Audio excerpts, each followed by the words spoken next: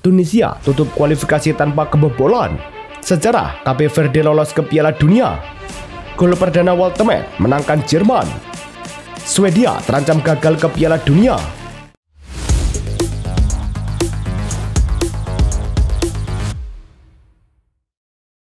Halo Soccer Mania, kembali lagi di Blessing Soccer News. Kali ini kami sudah siapkan berita-berita terbaru seputar dunia sepak bola. Tentunya untuk kalian semua, selamat menyaksikan.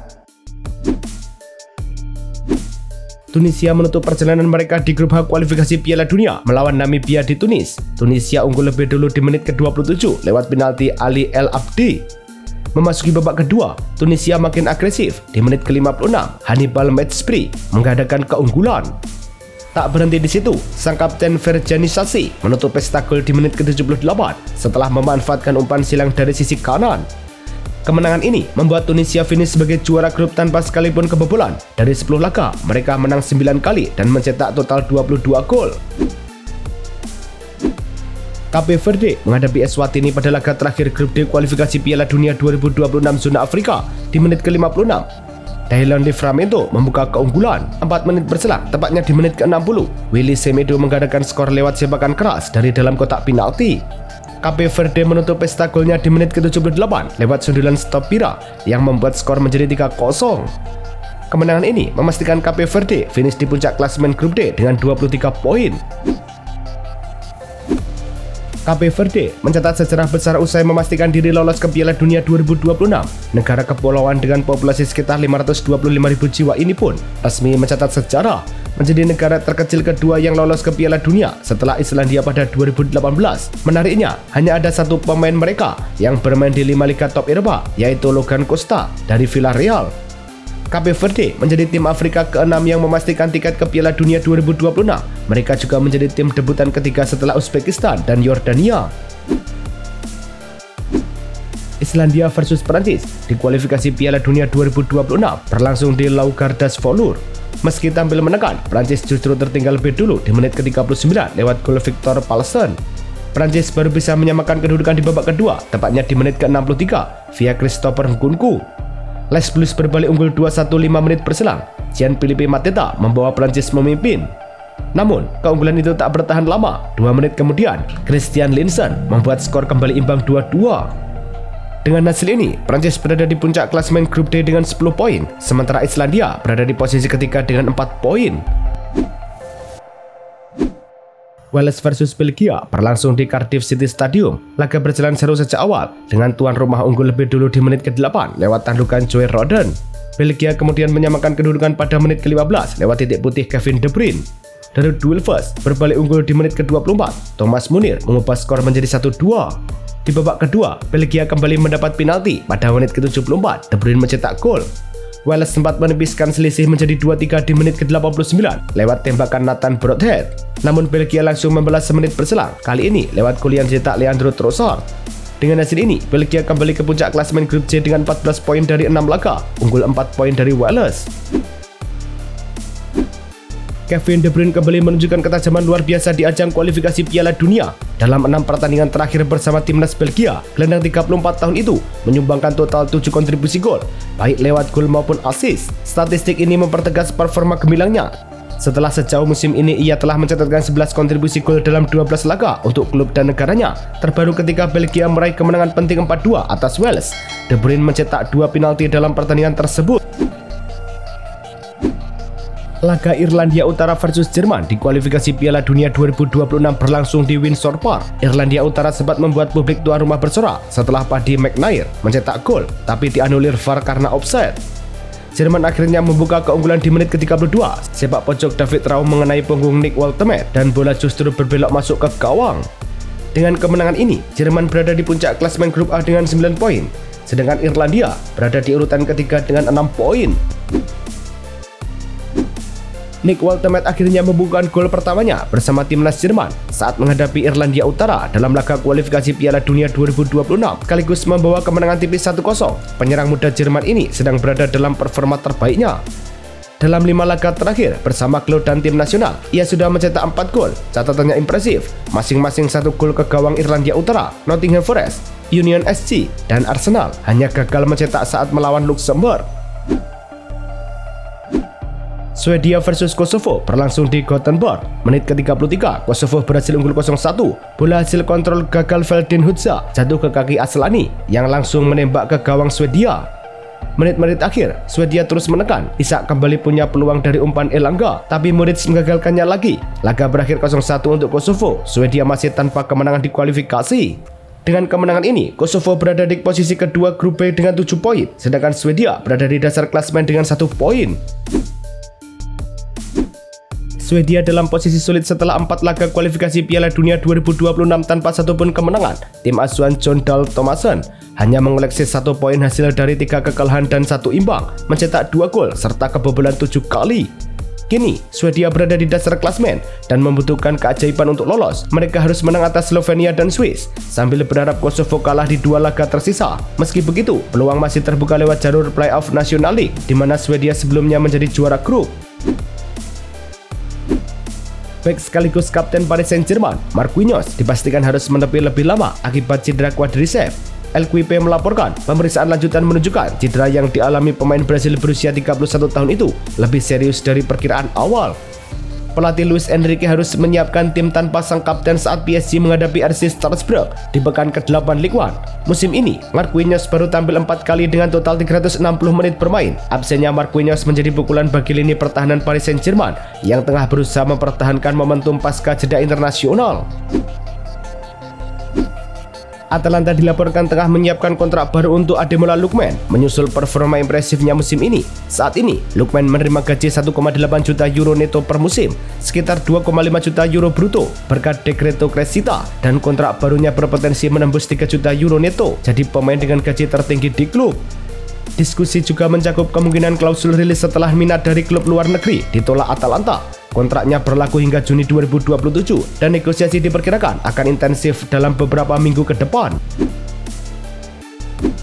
Juventus mengonfirmasi bek tengah andalan mereka, Bremer, mengalami cedera meniskus medial di lutut kiri. Menurut laporan resmi klub, pemain Brasil ini akan menjalani operasi dalam beberapa jam mendatang untuk memperbaiki kerusakan tersebut. Cedera terdeteksi setelah Bremer merasakan ketidaknyamanan saat latihan awal pekan ini. Juventus akan memberi pembaruan lebih lanjut pasca operasi, termasuk estimasi masa pemulihan. Kabar ini datang di tengah persaingan padat musim ini, memaksa Juventus mempertimbangkan ulang strategi lini belakang mereka dalam absennya Bremer. Valentin Castellanos dipastikan absen hingga 6-8 minggu akibat cedera otot paha kanan. Menurut laporan Tutto Mercato, hasil pemeriksaan medis menunjukkan robekan derajat 2 pada otot rectus femoris yang dialami striker Argentina itu saat latihan pekan lalu. Cedera ini menjadi pukulan bagi Lazio dan pelatih Maurizio Sarri yang sebelumnya sudah menghadapi sejumlah pemain cedera. Musim ini, Castellanos tampil impresif dengan 2 gol dan 3 assist dari 6 pertandingan, 5 diantaranya sebagai starter. AC Milan dilaporkan tengah memulai pembicaraan untuk memperpanjang kontrak Alexis Saelemaekers. Menurut Football Italia, winger asal Belgia ini yang kontraknya berlaku hingga 2027 tampil konsisten dan menunjukkan etos kerja tinggi di bawah manajemen baru. Setelah kembali dari masa peminjaman di Bologna dan Roma, Saelemaekers menjadi pilihan utama di sisi kanan Milan musim ini. Klub menilai fleksibilitas dan profesionalismenya sebagai aset jangka panjang. Diskusi fokus pada peningkatan gaji dan perpanjangan kontrak di atas 2027 untuk menjaga inti tim di masa depan. AC Milan menutup tahun keuangan 2024-2025 dengan laba 3 juta euro, menandai musim ketiga berturut-turut untung, sebuah pencapaian pertama dalam sejarah klub. Menurut laporan Calcio Finanza, pendapatan Rossoneri mencapai rekor 495 juta euro, naik 10% dari tahun sebelumnya, didorong oleh partisipasi di format baru Liga Champions, peningkatan pemasukan dari hari pertandingan, serta transfer kunci seperti Tijani Reinders dan Pierre Kalulu. Ekuitas bersih klub kini 199 juta euro, menunjukkan kesehatan finansial yang kuat. Ferland Mendy dikabarkan mendekati comeback setelah absen 6 bulan akibat cedera hamstring serius.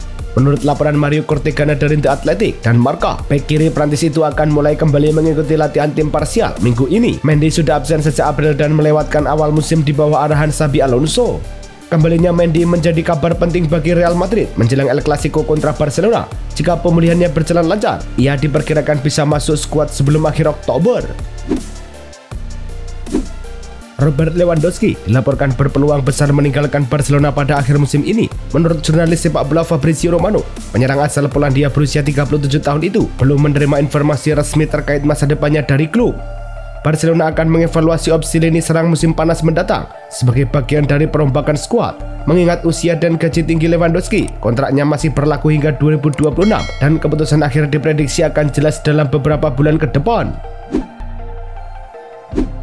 Barcelona mengumumkan bahwa penyerang mereka Dani Olmo mengalami cedera otot pada betis kiri. Klub menyatakan cedera ini tidak melibatkan jaringan ikat dan waktu pemulihan akan bergantung pada perkembangan kondisinya.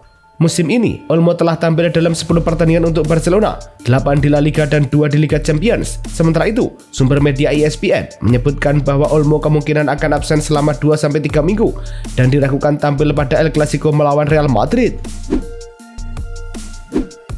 Barcelona mengonfirmasi bahwa Ferran Torres mengalami kelelahan otot pada hamstring kaki kiri, bukan cedera serius. Pemain asal Spanyol itu sebelumnya meninggalkan skuad negaranya saat laga melawan Georgia karena masalah kebugaran. Dalam pernyataan resmi klub, Barcelona menjelaskan bahwa hasil tes medis menunjukkan overload pada otot hamstring tanpa adanya cedera terkait. Torres tidak akan absen dari kegiatan klub dan akan menjalani rencana pemulihan khusus. Sang penyerang tetap siap berlatih setelah menjalani perawatan sesuai anjuran tim medis. Frenkie de Jong sudah menandatangani semua dokumen terkait perpanjangan kontrak dengan Barcelona. Menurut laporan Mundo Deportivo, kontrak baru gelandang Belanda ini berlaku hingga 30 Juni 2029 dengan klausul pelepasan mencapai 400 juta euro. Kontrak de Jong sebelumnya berakhir musim ini dan Barcelona ingin memastikan pemainnya tidak pergi secara gratis. Selain itu, gaji de Jong akan diatur agar tersebar sepanjang durasi kontrak, membantu kondisi keuangan klub. Setelah berulang kali menolak pindah, saga transfer de Jong kini resmi berakhir. Beberapa kandidat kuat calon presiden Barcelona dilaporkan mulai membentuk aliansi menjelang pemulihan klub musim gugur 2026.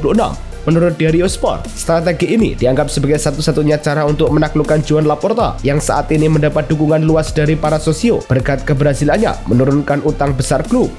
Meski kondisi finansial Barcelona belum stabil, Laporta dan jajaran direksi terus mendorong proyek ekspansi Barca. Namun, kubu oposisi menilai janji Laporta belum sepenuhnya terrealisasi, sehingga klub seharusnya berada pada posisi yang lebih baik saat ini.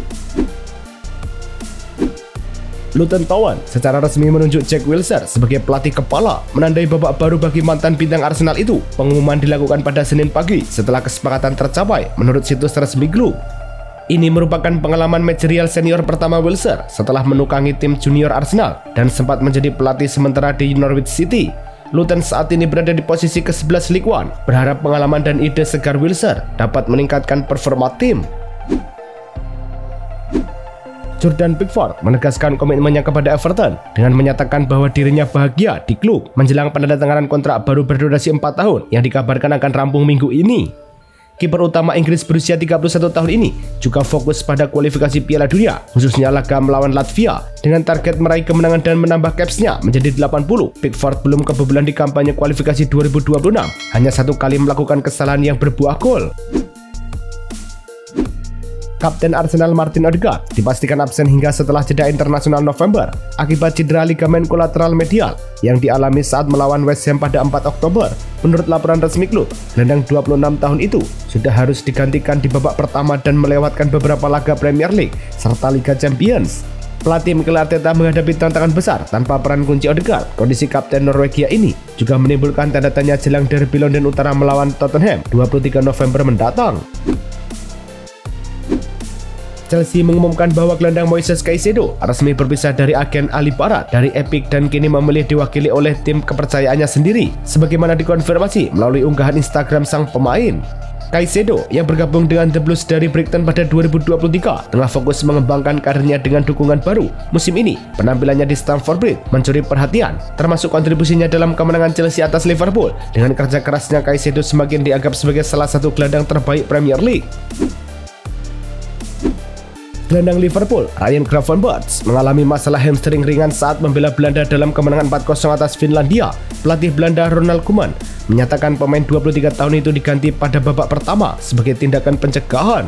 Gravenberch telah menjadi andalan Liverpool musim ini setelah 2 gol dan 2 assist dalam 8 penampilan. Absennya ia menambah daftar cedera Liverpool menjelang laga penting Premier League melawan Manchester United, di mana Alisson dan Ibrahima Konate juga masih diragukan. Marcus Rashford menyoroti faktor lingkungan yang tak stabil sebagai penyebab performa inkonsistennya selama di Manchester United. Dalam wawancara dengan ITV, penyerang berusia 27 tahun itu mengaku, "Saya merasa berada di lingkungan yang tidak konsisten untuk waktu yang sangat lama." Kini ia sedang dipinjamkan ke Barcelona untuk 1 musim. Sejauh ini di Barca, ia sudah mencetak 3 gol dan 5 assist dalam 10 laga, serta tetap dipanggil Tuchel untuk persiapan Piala Dunia 2026. Rashford menegaskan pentingnya kondisi yang konsisten agar performanya optimal. Itulah tadi kumpulan berita-berita terbaru dari kami. Simak terus berita-berita terbaru lainnya dan jangan lupa like, komen, dan juga subscribe.